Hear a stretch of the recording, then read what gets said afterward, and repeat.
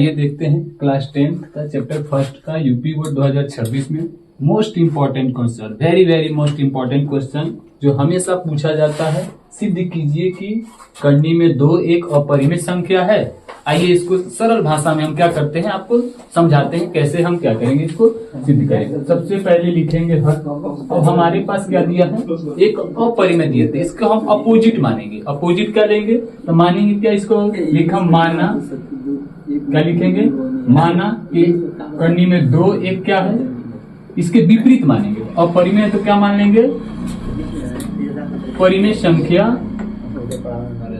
क्या है, परिमेय संख्या क्या है, परिमेय संख्या है। ठीक है, अब यह मान लीजिए जब यह बाबू परिमेय संख्या है तो बताएं कि परिमेय संख्या जब भी होता है उसे हम P/Q के रूप में लिख सकते हैं। आइए इसे लिखते हैं, लिखेंगे क्या, करनी में 2/P/Q।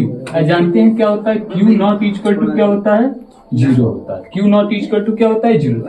P तथा Q क्या लिखेंगे, यहाँ लिखेंगे P तथा Q एक क्या है बाबू, पूर्णांक है।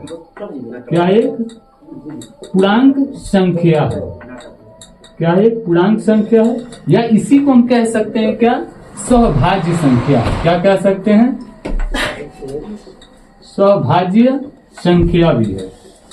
क्या है, सहभाज्य संख्या है। ठीक है, ये बोल सकते हैं। आइए अब हम देखते हैं, इसको हम मान लेंगे इक्वेशन नंबर फर्स्ट। ठीक है, अब हम लिखेंगे क्या, इक्वेशन फर्स्ट में क्या लिखेंगे हम कि दोनों पक्षों का क्या करने पर, दोनों पक्षों का क्या करने पर वर्ग करने, दोनों पक्षों का वर्ग करने पर।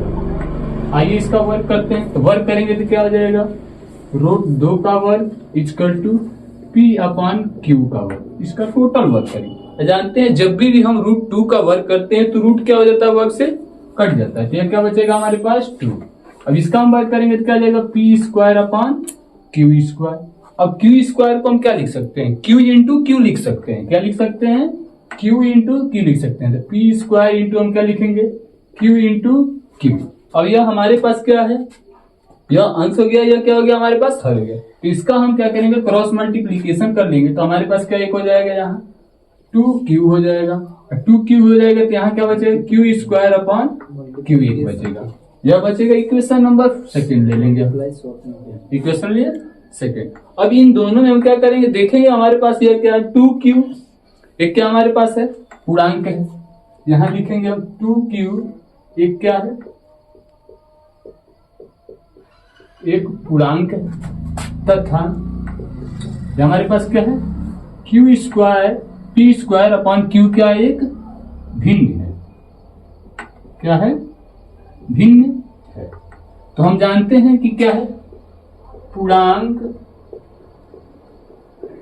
नॉट इक्वल टू भिन्न, पूर्णांक नॉट इक्वल टू भिन्न। तब हम इसलिए यहाँ कह सकते हैं, या पूर्णांक नॉट इक्वल टू भिन्न, इसलिए हम कह सकते हैं कि यह अतः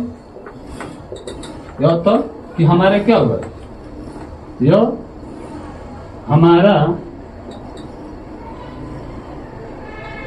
अवधारणा गलत है।